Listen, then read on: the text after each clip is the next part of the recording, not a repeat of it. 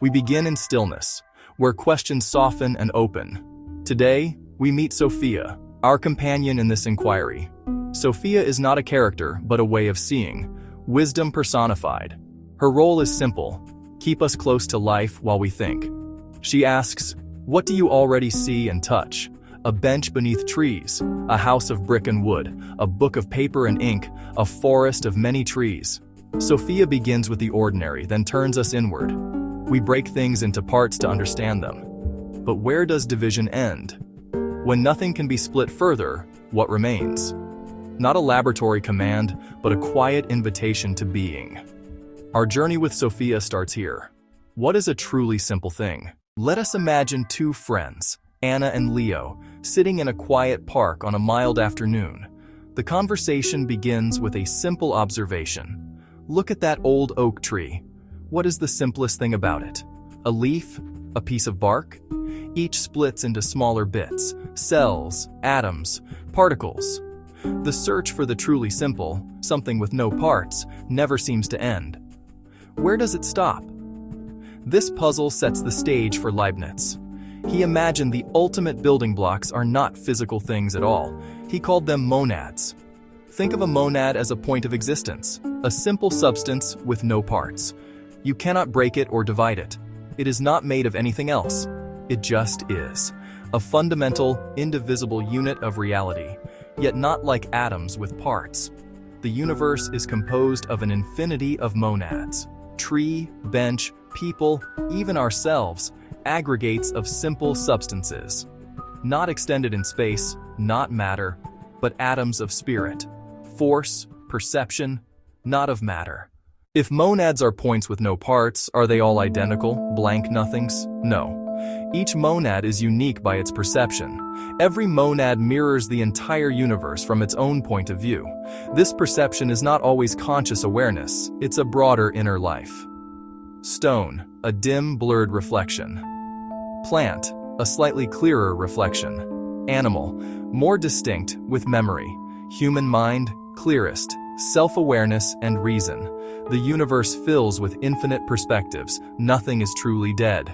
Lifeless matter is an appearance of vast colonies of obscure monads. Not an empty stage, but a plenum. Endless subjects, each a unique mirror of the whole. From perception to change. If monads only reflect, what makes anything happen? What causes change? If I stand up, what drives that action? Leibniz calls the internal engine appetition, the drive from one perception to the next.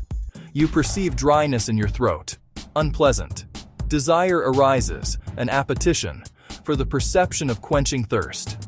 This inner striving directs the unfolding of experience. Every monad has appetition. The plant unfolds from seed to leaf. The tree does not passively reflect. It strives to become what it is. Perceptions are states. Appetition is the transition between states, a pull from within. Each monad contains its past, present, and future perceptions in a continuous inner momentum. It is the universe unfolding from within each point of existence. From mountains to thoughts, all change is driven by appetition, the quiet, relentless pursuit of the next perception. The windowless room, a universe untouched. If everything unfolds internally, how do I interact with anything? When I kick a football, it seems my foot causes it to move. Leibniz says monads have no windows. Nothing enters or leaves. They cannot directly influence each other. Your foot does not truly touch the ball. Imagine each monad as a self-contained VR headset. Your headset runs the Leo program. The ball runs its program. Both show matching events at once. Perfect sync without causal transfer. Independent streams of experience, perfectly coordinated. No energy or information passes between monads. Each monad is a solitary universe. The appearance of interaction is a beautiful illusion born of perfect timing. How could separate programs stay synchronized by chance? The world is too orderly. Events correspond. This cannot be coincidence. Enter the capstone. Pre-established harmony. A divine clockmaker sets two perfect clocks to tick forever in sync. One does not cause the other. They simply correspond. Now imagine an infinity of such clocks, each monad set in motion at creation. God as master programmer and composer, writing each monad's complete script.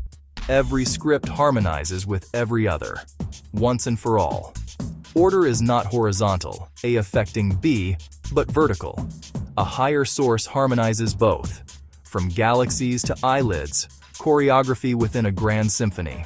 A universe rational, ordered, and beautiful, each story perfecting the whole. All orchestrated by a benevolent, omniscient creator in a harmony pre-established from the beginning. Is there a modern way to think about this clockmaker vision? Absolutely. Leibniz's language is old. The core idea resonates today. In an online game, each player experiences the world on their own machine. Actions don't directly affect other computers. Each client syncs to a central server. The server updates the master state and broadcasts results. It looks like direct interaction, but it's centralized synchronization. Another echo: genetics. A caterpillar's life cycle is internally coded. No outside idea supplies butterflyhood. The sequence is pre-programmed. Imagine every entity has a monadic DNA, a full script harmonized with all others. See pre-established harmony as a deep informational structure of reality. Each part unfolds by internal logic while staying in perfect step with the whole. The question of connection, a necessary objection. If we're windowless monads running internal programs, what about free will? If life is pre-written, am I really choosing? What about genuine connection? Does empathy become illusion? It can feel cold, love reduced to synchronized motions. This is emotional and ethical, not merely logical. Does perfect order make us puppets? Our lived sense of spontaneity and deep bonds seems to resist a preloaded program. A God's eye view may see order. A human eye view lives open choices and sudden connections. A good philosophy must account for both order and authentic subjectivity. The charge that Leibniz fails here is persistent and formidable. Leibniz's answer is subtle. You are not a puppet because your actions source within you. Appetition. Your choices flow from nature, desires, perceptions. The script is not imposed from outside. It is you. Your essence is your unfolding story. Freedom is not randomness. It is self-determination by reason and character. Connection is not an illusion. It is guaranteed resonance. Pre-established harmony aligns my empathy with your suffering. The cause lies deeper than touch or words. The architecture ensures our inner worlds sing together. See determinism as internal necessity. Freedom as self-causation. Not a cage, but grammar. The form that allows coherent expression. Meaning remains, rooted within each individual, harmonized by the whole. As the sun lowers, their conversation draws to a close. The monad, a way of saying everything is mind-like, a universe not of dead stuff, but living points of view. All dreaming the same coordinated dream. An attempt to picture a world where consciousness is fundamental.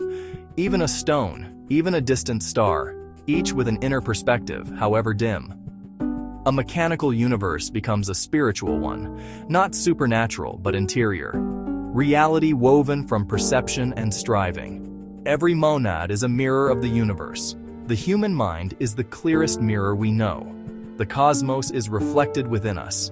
To study our consciousness, its flow of perceptions and desires, is to study the universe in miniature. Observe the subtle stirrings of appetition pulling your attention along. In this moment, you are a universe unto yourself, reflecting the whole from your unique point of view. Could it be that in the private, windowless chamber of your mind, you touch reality's most fundamental truth?